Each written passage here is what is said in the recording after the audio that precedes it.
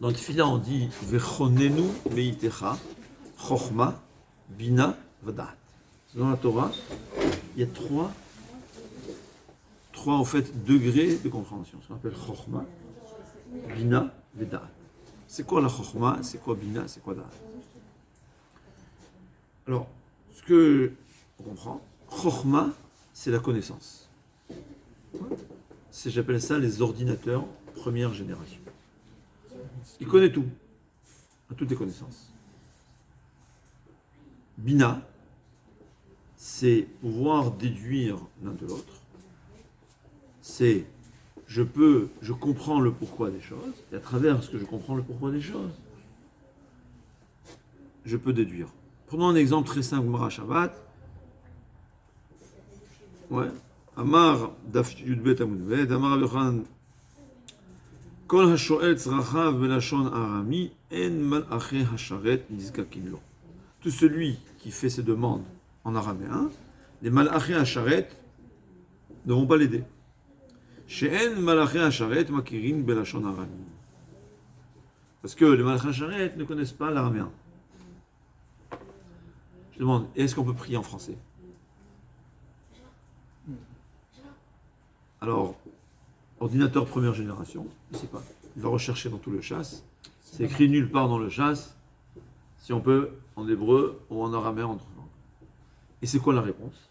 C'est Bina. Il faut chercher. Rashi dit que la raison, elle est pourquoi?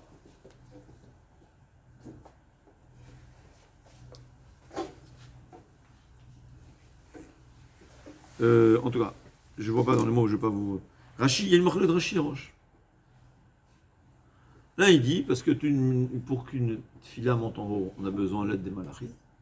Et au fait, les malachim ne connaissent aucune langue, sauf le Shana Kodesh. Toi, tu poses la question, comment c'est possible? Les Van me Gabriel, d'Amarmar ba Gabriel, Velemdo Shivaim le Shonot. C'est-à-dire, Tosot il a compris que les malachim ne comprennent pas les autres langues. Ils ne comprennent pas.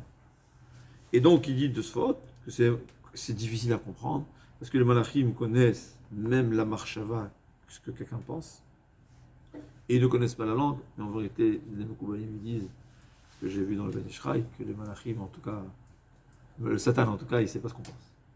C'est pas toujours. En tout cas, ils ont compris, il ne comprend pas, donc il ne comprend aucune langue. D'autres Rishonim disent que quoi? Que non. Ça ne veut pas dire qu'ils ne comprennent pas les langues. Ils comprennent toutes les langues. En makirin, ça veut dire qu'ils ne reconnaissent pas. Pourquoi? Parce qu'au fait, Lachon Arami. Parce que le fait, Lachon Arami, c'est la langue sœur, la demi-sœur de l'hébreu. Ce qu'il faut savoir de Lachon HaKodesh. C'est écrit que la Torah a été donnée en deux langues. En Lachon Arami et en Lachon HaKodesh. Lachon Arami, c'est moins saint que le Lachon HaKodesh. Et en vérité, il faut savoir que jusqu'à Ezra Sofer, on parlait en araméen. C'est Ezra Sofer qui a institué la Lachon HaKodesh, en même temps que c'est la Gemara dans le Sanhedrin. La Torah a été donnée en deux langues, l'araméen et l'hébreu, et en deux polices d'écriture, le Ktav Ashuri, qui est le Ktav de nos Sefer Torah aujourd'hui, et le Ktav Ivri ancien, qui était les Sifrei de Torah, et c'était écrit comme ça. Et donc, l'araméen et le Ktav Ivri, c'était pour tous les gens, mais la langue sainte et le Ktav saint, c'était pour les gens qui étaient du niveau de sainteté. Si on ne permettait pas à des gens qui n'étaient pas du niveau de saint, de haut niveau, d'utiliser quelque chose de haut niveau. Et donc, au fait, quand tu parles en araméen, ça crée la jalousie. On est jaloux de son frère, on n'est pas jaloux de quelqu'un qui est étranger. Donc, certains rishonim disent que cette halakha ne s'applique seulement dans l'araméen. C'est un exemple de chokhma et de bina. C'est quoi bina? Pourquoi? Maintenant, tu me demandes en français. Alors là, je peux déduire. D'après Tosfot, non. D'après les autres rishonim, oui, on peut le parler, on peut demander, on peut faire notre filote en français. Et qu'est-ce qui se passe avec quelqu'un qui ne connaît aucune autre langue? Ouais. La bina, c'est comprendre. On verra qu'on peut comprendre en profondeur, et c'est possible que si on va voir notre rishonim. C'est la déduction. Voilà. Déduire dans un autre cas. Comment tu déduis? C'est-à-dire, la chokhma, c'est la connaissance. Quelqu'un qui connaît tout le chasse par cœur, il est chacham. Il connaît tout le halachot, il est chacham. Mais on peut le considérer comme ce qu'on appelle, certains de nos sages appellent, Chamor Noses Farim. C'est un âne qui porte des livres sur son dos. Il comprend, il traduit, mais il ne comprendra jamais les raisons des choses. Il ne pourra rien déduire. Donc le deuxième niveau, c'est ça, Bina. Comme je dis ici, un bébé de 1 an et demi, il connaît la table de 2 jusqu'à 2 fois 100, il est intelligent. Mais c'est possible qu'il n'a pas encore compris que 2 fois 100, c'est 2 fois. C'est ce qu'on appelle, j'appelle ça les ordinateurs première génération, les ordinateurs deuxième génération. C'est au fait, c'est ce qu'on demande à l'homme, d'être racham, de connaître tout. On demande bina, c'est comprendre. C'est au fait la deuxième question, c'est si aux questions qu'on demande à l'homme, on lui demande kavata itim la Torah, est-ce que tu t'es fixé des moments de Torah? On lui a demandé, mais on lui demande encore une deuxième question. Im hevanta davar mitor davar. Est-ce que tu as réussi à déduire l'un de l'autre? Qu'est-ce que ça veut dire déduire? C'est comprendre. Alors il y a des gens qui vont déduire par leur cœur. Ouais. Ils ne sont même pas conscients qu'il y a des raisons. Ils ne sont même pas conscients qu'il faut réfléchir. Ils ressentent. Mais c'est pas ça qu'on appelle. D'ailleurs, il y a une chose à savoir, quand on parle de la connaissance, donc, au fait, si on peut dire, la chokhma, c'est la connaissance. C'est la connaissance. Dans la connaissance, il faut savoir une chose, que même dans ça, il y a des degrés. On a demandé à Rav Chaim Volozhiner quelle est la différence entre le Gaon et son frère. Les deux, ils connaissent tout par cœur. Il a dit que le Gaon, il pouvait par cœur même à l'envers. On connaît Shema Yisrael, Hashem Elokeinu, Hashem Echad, on est capable de lire à l'envers. On va refaire Shema Yisrael, Hashem Echad, alors c'est Echad. Hashem Elokeinu, Elokeinu. Ouais. C'est quoi? Parce qu'au fait, il y a une mitzvah de Katevem al Luach Libecha. Il y a un degré de connaissance qui s'appelle écrit sur ton cœur. Il faut savoir tellement clair, avoir une mémoire, que tu vois en face comme si c'était écrit. Et quand tu es écrit ça dans son cœur, c'est une chokhma qui est du niveau de Katevem al Luach Libecha. C'est quand on demande chokhma, il y a chokhma en quantité, c'est connaître tout. Mais en qualité, c'est gravé dans le cœur. Bina, là aussi, la Gemara dans Maseret Bava Batra dit que il y avait Hillel, il avait 120 Talmidim. Le plus petit de ces Talmidim, c'était Rabban Yochanan ben Zakkai. Le plus grand, c'était Yonatan ben Uziel. Rabban Yochanan ben Zakkai, la Gemara dit que dans Masechet Sukkah, qu'il connaissait tout, la Torah entière. Avayot, même la Kabbalah, même la Gemara a dit le chant des oiseaux, Sichat Ofot, ce qui parlait, vous connaissez tout. Demande le Rashbam sur place. En quoi Yonatan ben Uziel était supérieur à Rabbi Yochanan ben Zakkai?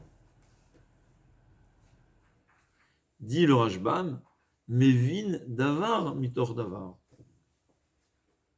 Ouais. C'est-à-dire, il a compris, il était capable de déduire, il comprenait en profondeur. Tu es capable de comprendre en profondeur, tu peux encore plus, et encore plus, et encore plus. Ça peut être en quantité. Ça peut être, par exemple, dans ça, 18 possibilités de compréhension. Ou 24, ou 26, je ne sais pas. Et ça peut être comprendre en profondeur, parce que ils ne connaissent pas. Bon. C'est-à-dire, il y a la chokhma, et il y a la bina. Chokhma, c'est la connaissance, qu'on peut la connaître à un niveau très élevé. C'est aussi une mitzvah. Et il y a la bina, c'est la compréhension. Et ça s'appelle une gdoula. C'est-à-dire, c'est pas que quelqu'un qui est mévin d'avoir, méthode d'avoir plus que l'autre, ça s'appelle, il est plus intelligent. C'est pas qu'il est plus intelligent. Il y a gadol en Torah, ça s'appelle qu'il est gadol en Torah. C'est un niveau plus élevé de compréhension de Torah, ça veut dire qu'il est quelqu'un de plus élevé en Torah. Yonatan ben Uziel, d'après le Rashbam, puisqu'il était à un niveau, il comprenait mieux, au point où les oiseaux qui passaient au-dessus de sa tête se brûlaient, comme ça la Gemara a dit. Rabban Yochanan ben Zakkai, non. Pourquoi? Parce que l'un comprenait mieux que l'autre. So what? Parce que comprendre en Torah, ça ne vient pas de la matière grise, ça provient de la pureté de l'homme, ça devient du travail de l'homme, ça devient de l'élévation spirituelle de l'homme. et vice-versa. C'est-à-dire, mieux comprendre, ça provient d'une élévation spirituelle, et s'efforcer à comprendre, c'est ce qui va t'élever spirituellement. Le Amal HaTorah, c'est ce qu'on appelle, c'est la Gemara dans ma Sechet Megillah, ouais, elle dit que la connaissance, c'est Siyata Dishmaya. Il faut étudier. Il faut étudier. Mais c'est l'aide du ciel. On peut oublier, on peut ne pas oublier. Même Rav Ovadia qui avait une mémoire extrêmement, mais il faut savoir qu'il a beaucoup prié. C'est quelqu'un pour lui, parce qu'au fait, pour Rav Ovadia, oublier quelque chose, ça équivalait à la mort. Il faut comprendre. Rav Ovadia, il ne pouvait pas oublier, parce que pour lui, il n'y a pas de vie sans connaître. Donc il étudiait et il révisait 200 fois, mais aussi, il n'a pas arrêté de pleurer à Kadosh Baruch Hu, que je n'oublie pas. C'est ça, c'est Siyata Dishmaya. Mais les Chadoudé, la compréhension profonde, on m'a dit, c'est une autre chose. C'est le Hamal. Ouais, c'est le Hamal. C'est quoi le Hamal? Yagata, sur ça, c'est écrit Yagata. Velo Matzata, Altami. Quand on m'a dit, c'est quoi Yagata? Yegia, c'est l'effort pour comprendre. Pour comprendre la raison profonde des choses. Là, je donnais un exemple très simple. Mais parfois, on a dans des halachot qui sont très compliqués. Alors d'abord, je vais connaître la totalité des connaissances. Après, je vais réfléchir en profondeur. C'est le pourquoi des choses. Ce pourquoi-là que je dois réfléchir, il doit être des fois très difficile. Et là, on te dit, si tu ne t'es pas efforcé, l'oyagata, et tu as compris, c'est ça, Matzata, c'est impossible. Impossible.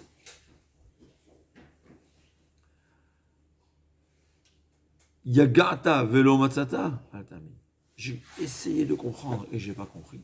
C'est impossible. Yagata ou matzata, tami. Là, c'est pas que c'est Tadishmaya, tout est Akadosh Baruch. Mais quand même, tu vois que même par rapport au fait que c'est évidemment, d'ailleurs, c'est écrit, c'est matzata, c'est quoi matzata? C'est une trouvaille. C'est quoi une trouvaille? C'est qu'Akadosh Baruch il te fait découvrir. Mais en réalité, ça provient de l'effort de l'homme. Et ça, c'est la compréhension. C'est ça ce qu'on appelle le iyun. Ah, et voilà. Il y a ce qu'on appelle dans la Torah le pilpoul et le iyun. On est encore au stade de Chochma et Bina, on n'est pas au stade de Da'at. Da'at, c'est encore une troisième étape. Ouais.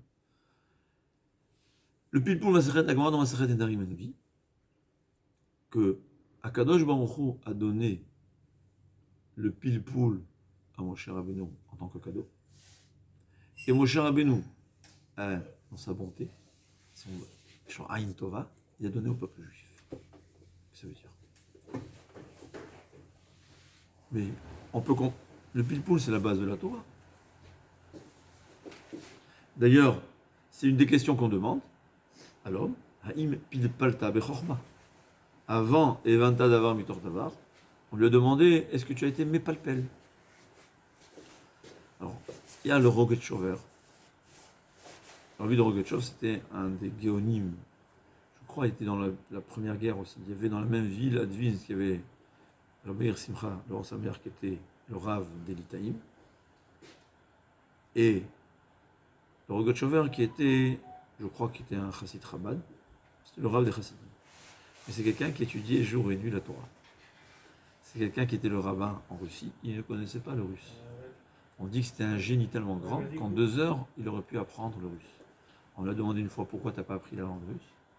Il a dit parce qu'en 2 heures, je peux réviser tout le chasse. Il faisait Chazara du chasse en 2 heures. Rav Zin Berstein a raconté qu'une fois quelqu'un l'a vu dans le train, il marchait, il faisait comme ça. C'est quoi? Il dit c'est pour aider. Chaque fois qu'il fait comme ça, il se pâchait, dans sa tête, il changeait de page.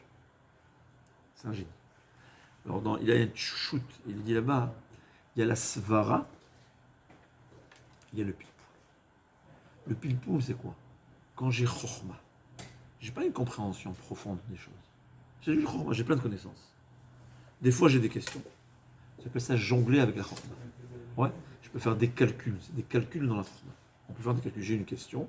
Dans quel cas, pourquoi c'est possible? Alors, je vais trouver, à partir de ma connaissance, cette possibilité, ou vu la possibilité qui est très spéciale, la halakha, elle est différente. Ça fait partie de la chokhma. C'est-à-dire, je connais tellement bien, j'ai tellement bien de connaissances, que je peux jongler. c'est très possible que ce n'est pas nécessaire le pilpoul pour la halacha. Ouais. Le pilpoul, c'est un développement de la chorma. Et ce que je comprends, c'est pour cela que c'est écrit que Akash Baruch Hu l'a offert à Moshe Rabbeinu. Parce que ce n'est pas obligatoire pour l'étude de la Torah. C'est vrai qu'il y a un proverbe connu que Akadosh Baruch Hu chadé bepilpoula deoraita. Ça réjouit Akadosh Baruch Hu quand on a un pilpoul. J'ai pas retrouvé, j'ai recherché. Il n'y a pas vraiment un terme pareil, Akadosh Baruch Hu est joyeux de ça. Mais c'est sûr que c'est une question qu'on demande à l'homme. En haut, c'est qu'il faut le faire. Pilpoula bechorma. C'est un niveau de Torah. C'est sûr que c'est écrit que Moshe Rabbeinu Nahag Ayin Tova, c'est un cadeau que je vous dois donner à Moshe Rabbeinu. Nahag Ayin Tova, c'est-à-dire c'est bien. Mais ça s'appelle, j'appelle ça un développement de la chorma, de la connaissance. C'est le calcul dans la connaissance. Mais ça ne fait pas partie encore de Bina. Bina, c'est très intéressant. Le même Rogatchover dans le shoot, c'est un shoot Aleph et He, le début du livre. C'est des petites chouvottes, mais tu peux voir là-bas. Et bien, il raconte, la Gemara, dans ma série d'Ivamot, il dit que Rabbi Yochanan a découvert le Torah de Kohanim.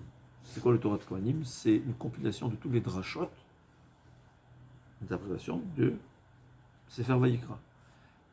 Ce que je me souviens, c'est Rav qui l'a écrit. Non, parce que c'était une période où Rav l'a écrit. Rabbi Yochanan, il a entendu qu'il y avait un nouveau livre. Ouais, dans le temps, il y avait peut-être le 10e livre qui avait existé. Il a étudié, comme ça serait, Garsé Betlatayome.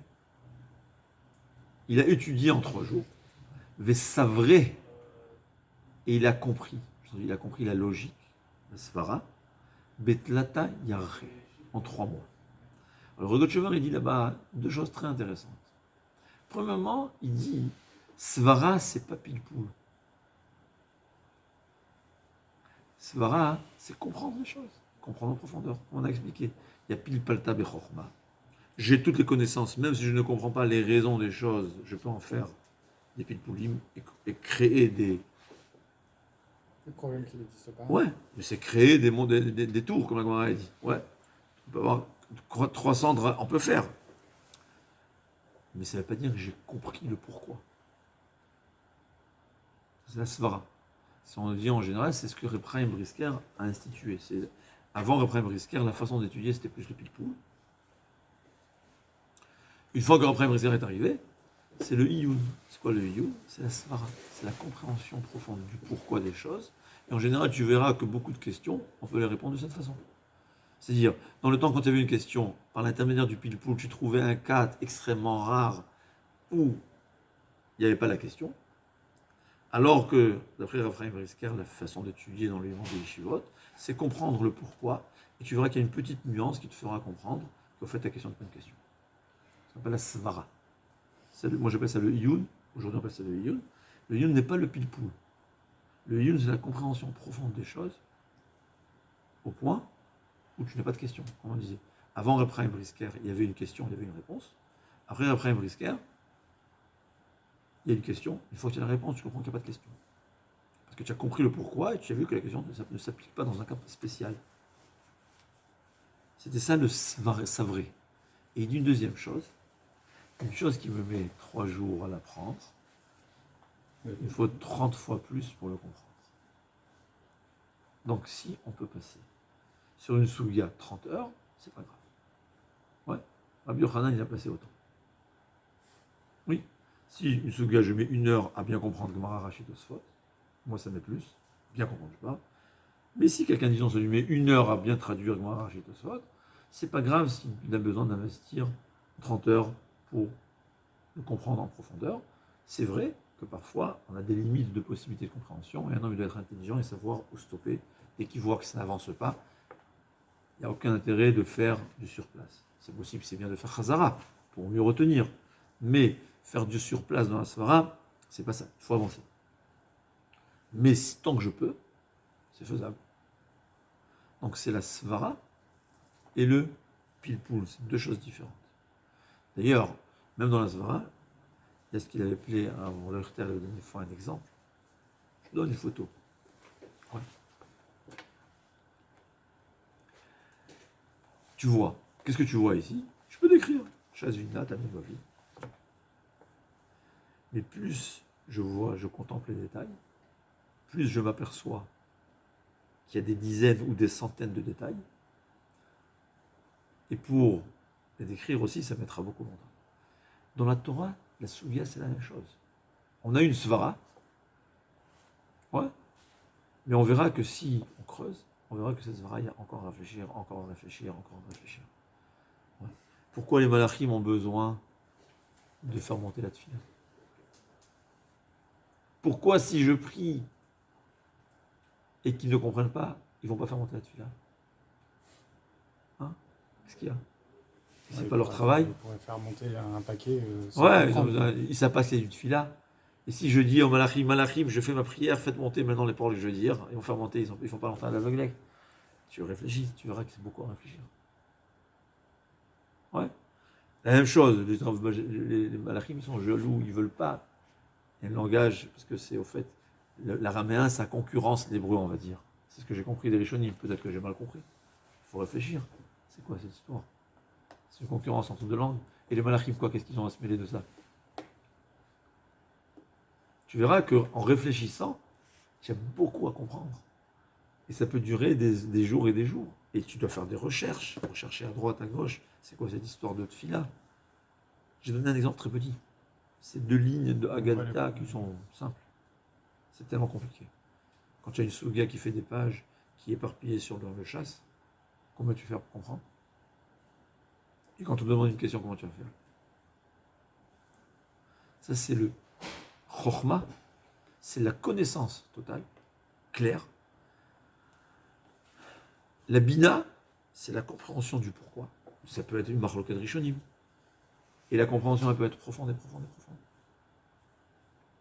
Et là, la troisième étape, j'arrive au Da'at.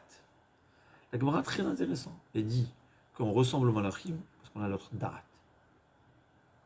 C'est-à-dire, Chokhmah et Bina, c'est, on va dire, une science qui provient de l'état physique. D'ailleurs, c'est la preuve pourquoi aujourd'hui, on sait fabriquer des ordinateurs intelligents, et même des ordinateurs qui ont une bina, qui savent déduire.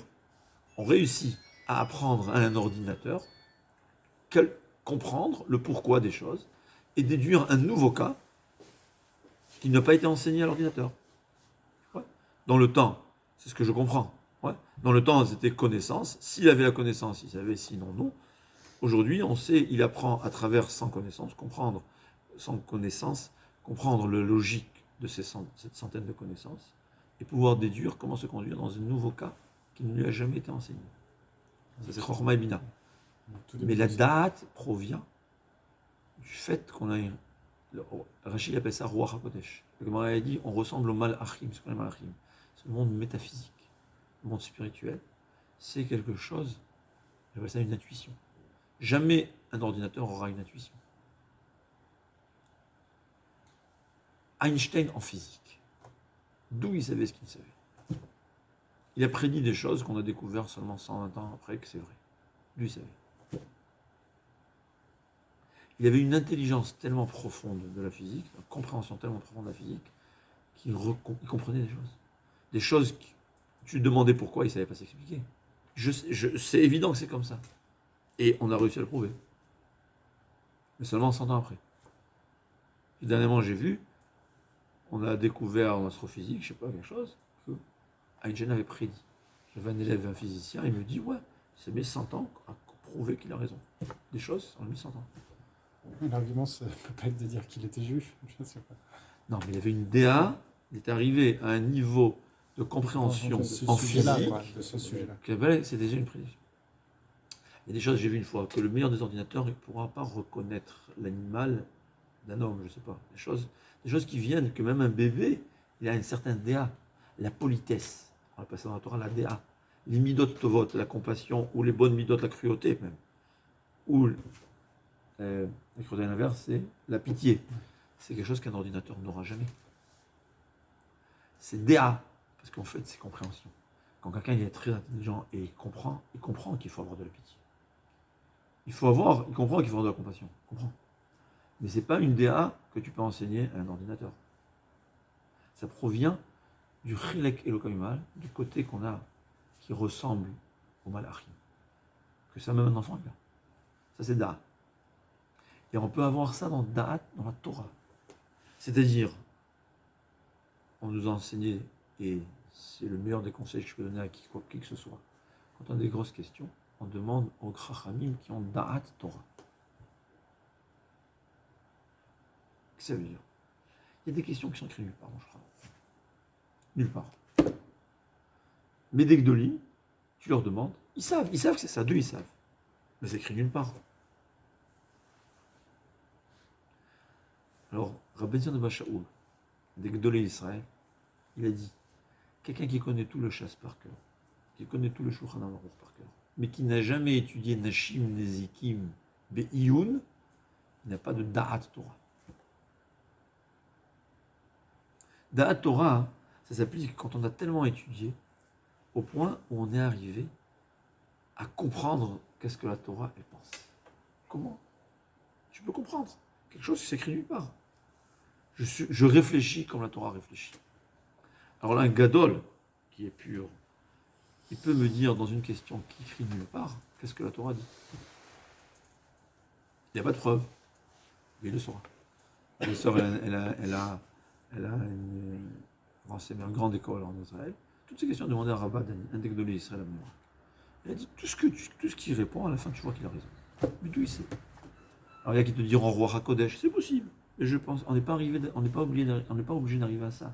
Quand quelqu'un il comprend la Torah en profondeur, il a des réponses à tout. Qu'est-ce que la Torah répond? La Torah, c'est Milachon Hora'a, Milachon enseignement. Elle t'enseigne quoi faire, même là où tu crois que c'est pas écrit. Mais il n'y a pas un aspect où, quand on demande aux Gdolim, qui sont, entre guillemets, le dernier recours, Ouais. que c'est pas eux qui, entre guillemets, insufflent la réponse sur Terre. Je sais pas comment expliquer. Il y a aussi ça. C'est eux qui disent si c'est lui qui a dit. C'est pas comme. Il y a aussi ça. Torah le Bachamay, il y a aussi ça. Tu as raison. Mais je parle dans Da'at Torah, c'est des questions. Quand on demande des questions qui ne sont pas écrites, il y a écrit nulle part. Tu peux pas emmener une preuve à ça. D'où il sait que c'est assourd ou que c'est permis? D'où il le sait? Prouve-le-moi. Il te dit j'ai pas de preuve. Je sais que c'est comme ça. Peut-être que l'exemple que je donnais avec ma sœur c'est faux. C'est un peu différent. Je ne sais pas, une question de halacha. C'est vrai qu'en plus, quand c'est que de la dor, Baruch aussi, il se plie, c'est ça, Matan Torah, il se plie à ce que Gdolim décide. Mais d'où il sait? C'est pas écrit. Alors ça s'intéresse, il dit comment c'est celui qui a de la Torah. Plus dans quelque chose qui est prouvable, il est capable de le prouver. Alors c'est que même dans ce qui est improuvable, il a raison. Mais il y a quelque chose à comprendre. Quelqu'un qui connaît toute la Torah, il n'a pas de Da'at Torah. Parce qu'il a une connaissance. Nashim Nezikim qu'on fait dans les yeshivot, c'est là où on réfléchit, on n'arrête pas de réfléchir. On n'arrête pas de réfléchir. Parce qu'on n'a pas de connaissance. Parce que Nashim Nezikim c'est plus difficile. C'est incomparable la difficulté de comprendre ce qu'on fait dans les yeshivot à Masechet Shabbat. Ça ne veut pas dire que Masechet Shabbat c'est facile. Mais c'est incomparable. C'est la Gemara, sauf Masechet Brachot dit. Celui qui a le mérite, il comprendra Yoredea. Celui qui a encore plus de mérite, il comprendra Dîner Mamonot, et celui qui a encore plus de mérite, il comprendra Dîner Nefashot. C'est le plus difficile. Quelqu'un qui s'est cassé la tête à comprendre, il a acquis la façon de réfléchir de la Torah. Donc, il a la Torah. Ouais. Afshar, qui était toujours tout le temps en train de réfléchir, il avait la Torah. Non, il y a d'autres possibilités. Il y a un Gadol qui c'est pas Roi HaKodesh. Ouais. Quelqu'un que toute sa vie c'est la Torah, il y a d'autres possibilités aussi. On peut dire ça. Ouais. Quelqu'un que toute sa vie c'est que la Torah, on est convaincu que ce qu'il dit dans la bouche, c'est Akadosh Baruch Hu qui l'a mis dans la bouche, des fois. Mais quand on parle d'A'at Torah, c'est quelqu'un qui te dit, c'est ce que la Torah veut que tu fasses. C'est pas un roi HaKodesh. C'est parce qu'il a compris. C'est Einstein en physique, on a Da'at, il y avait Da'at en physique. On a Da'at en Torah. Mais c'est Chochma, Bina, Veda'at. Chochma, c'est la connaissance totale. Degré au point où elle est écrite sur ton cœur, au point où il y a du pilpou, je peux être mes palpels, c'est des calculs. Ce qui est un cadeau qui a été donné à Moshe Rabbeinu, qu'on exige de l'homme, ça, c'est pilpou. Il y a la svara, c'est la bina, c'est la compréhension des choses, comprendre de plus en plus au détail, au point où la gdoula d'une personne se déduit justement combien il peut être, il est capable de déduire. Mevin d'avoir, mettons d'avoir, Adkama, il est Mevin d'avoir, combien de détails il connaît, il a compris dans la chose. C'est le Iyun, c'est la Svara. Il y a une histoire qu'un des grands palpélanim, des grands qui étaient très forts en pilpoul, est venu chez le Gaon. Et il a fait un pilpoul. Et le Gaon, il a continué le pilpoul de cette personne au point où l'autre, il avait perdu le fil. Il lui a dit comme ça, et j'ai vu deux versions. Il lui a dit, une version, il lui a dit, ce que je vous ai dit maintenant. Le pilpoul, c'est le pilpoul, mais il y a la svara, c'est le iyun, c'est la compréhension profonde du pourquoi. C'est le monde des yeshivantes que tu es basé par après invologénaire et les descendants. Il y a une autre version très intéressante, mais je ne pense pas que c'est la raison, mais c'est aussi une facette très intéressante. Il lui a dit, le pilpoul, ça mène l'homme à la kava. J'ai réussi à construire une montagne. Et tu vois qu'on demande à la personne, ça il en faut aussi. Mais le iyun, ça amène l'homme à la hanava. Quand tu mets 2 semaines ou 2 jours à comprendre pourquoi le Rajba, il a rajouté un vav. Et croyez-moi que ça nous arrive. Quand tu as les Shiva, tu casses la tête. Tu vois, il y a un mot en plus. Mais pourquoi ce mot il est en plus? Alors bon, on peut laisser passer. On peut se casser la tête. Il y a des nuances. Tel Rishon, il a écrit une tournure pareille, et un autre Rishon a écrit une autre tournure. Tu te casses la tête des jours et des jours. Et bon, Hachem, la tête, elle est prise à réfléchir à ça. Et au bout de 2 jours, Eureka. Ah, j'ai compris. Là, tu vois la grandeur des Rishonim. Qu'au fait, ce que tu as mis 2 jours à comprendre, eux, ils ont écrit avec une lettre. Une lettre en plus. Et c'est vrai. Des mots dans Rashi. Alors bon, Hachem, des fois, c'était découvert par nos gdolim, par nos maîtres avant, que ce soit Rab Chaim ou Rab Nochum, que c'était nos Rabbanim à nous, ou bien Rab Shmuel Rozovski, chacun, ces Rabbanim, qui te font découvrir comment chaque mot, il a une valeur, ou chaque lettre. Et après, quand je te donne, dans sa bonté, à découvrir toi seul, tu vois. Mais c'est ça le Iyun. C'est la compréhension profonde des choses, c'est la Bina en profondeur. Parfois, ça peut t'arriver même à la date. Tu as force, tu as une intuition dans ta compréhension des choses. C'est un niveau, 3e niveau, que c'est pas écrit qu'on demande à la personne, parce que c'est un cadeau d'Hachem, je pense. On ne demande pas, est-ce que tu as un bina dans la Torah? On demande pile palta bechorma, et vada davar midon davar. Le reste, on ne sait pas. En tout cas, c'est les 3 niveaux de compréhension de la Torah. Chorma, bina, vedaat, qui est la source aussi, daat, c'est ce qui va transformer la personne. Les midot s'appellent da'at parce que c'est quand la chorma, elle s'intègre à l'homme, elle se fusionne avec l'homme, l'homme il devient des midot tovot. Parce que c'est pas sa tête qui comprend, il le ressent, c'est son cœur qui comprend. C'est chorma, bina et da'at, on verra comment ça s'applique à d'autres niveaux de Torah dans le cours prochain.